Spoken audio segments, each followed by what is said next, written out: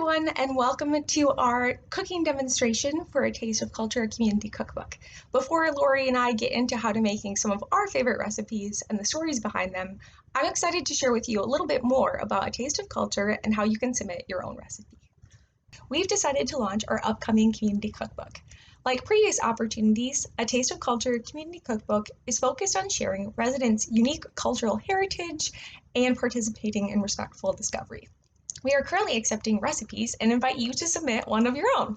Along with submitting your recipes, you'll be able to share your special memories behind them.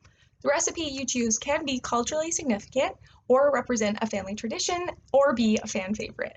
This is an exciting opportunity to have your own recipes published, but if you didn't come up with it all on your own, that's okay too. What's most important for selecting your recipe is that it is important to you.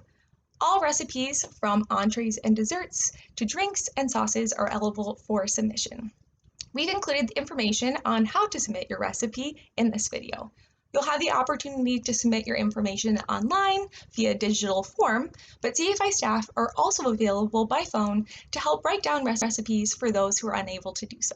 This is a limited opportunity, so we encourage you to submit your recipe today. So what we're going to do today is we're going to make a no-bake lemon icebox pie. This recipe is not technically a family recipe for us.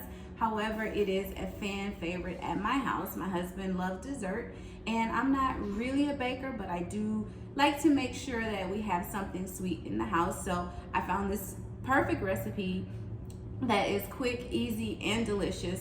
First, start off with our cream cheese. So you want to take your cream cheese, make sure that it is room temperature, and we're going to just put it in a large mixing bowl. So you want to make sure that it looks really soft and mushy before you put it into your mixing bowl, and you mix it in, and then you will take your Carnation or Eagle brand sweetened condensed milk and you pour that right on top of it. The thing I like about this recipe is that you do not have to add any additional sugar because all of the sweetness comes from your Eagle brand or your sweetened condensed milk.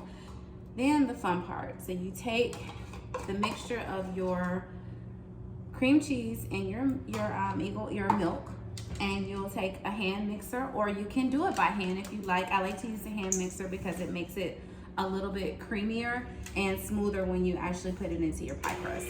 So you're going to mix that really well, and it's just going to start to look really creamy. And you want to make sure you just get all the lumps out from the cream cheese. And once it's pretty well mixed, you want to take your lemon juice. And in this case, I already squeezed the juice of 2 lemons. And it still has a few seeds in there. So what I will use is I'll take my knife and then I'll just pour the lemon juice into the mixture, making sure not to get any seeds in. The good thing about this is that lemon seeds are really soft, so if you do get a couple in, like I have here, it should not alter the taste of your pie. And so now I'm gonna take my mixer again, and then I'm just gonna make that as smooth as I possibly can, getting all the lemon juice mixed in. Like I said, you can do this with your hands. Takes a little bit longer, and it does not get as creamy as it does with the hand mixer. So it's up to you. It's all about personal preference. Okay, so that's the texture that it comes out is like a very creamy, milky texture. Now, the recipe that I have does not necessarily call for this, but my own personal preference is just to add a little bit of whipped cream into it. And the whipped cream is just going to be for taste and texture, and it gives it a little bit more of a fluffy, light taste. And it kind of balances out some of the lemon yellow in there, and it makes it a nice little swirly, delicious pie. Then you take your pie crust. Now the recipe does call for you to do your own pie crust. However, in the interest of time, we're going to use a Keebler Ready crust, graham cracker crust. These are usually really cheap and really you can can find them at any store that you can that you shop at, like a Kroger or a Meijer or what have you. So you take your pie crust and then you take your pie filling, and then all you do is just make sure you just put that all in there. Take your spoon and just make it nice and even. And this is the good stuff. Like when we were kids and my mom used to bake, we would always fight over who got to lick the bowl. So this was gonna be like a prime bowl that you would want to lick, because it's all kinds of yummy, creamy, lemony goodness in here. It's like a nice little top so that you can cover the pie before you put it into the freezer, just to prevent any freezer burn or anything like that. And you take your pie, you want to put it in the freezer for at least 3 hours, and then it comes out like this. I have a tiny slice here.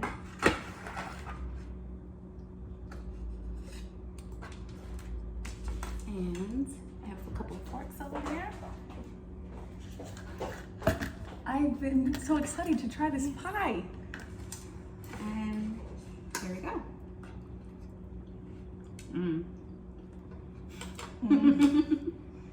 It's really good. So follow us for more recipes. And you can actually submit your own recipes through the Community's First website. And when the cookbook is completed, we envision other people will too. While submitting your recipe, you'll also have the opportunity to celebrate a family member with a special dedication. A $50 cookbook family dedication is a unique way to recognize a relative's legacy or let somebody in your life know how much you appreciate them. By making this $50 donation, you'll be able to choose from one of the following opportunities. You can submit an additional 3 lines or a photo of a family member that will be featured in the Community Cookbook, or you can create a personal video message like this one that will be integrated into the cookbook as an accessible link. If needed, CFI staff will be available to help you write, create, or complete any aspects of these opportunities. Use this opportunity to recognize someone important to you this holiday season, and you'll be able to also support Community First Inc.'s work and mission. Fun opportunities like this one are made possible by supporters like you. Details on how to submit your donation and select your family dedication are included in this video. We look forward to seeing what recipes you submit, and if you need any assistance, please reach out to us directly. Thank you.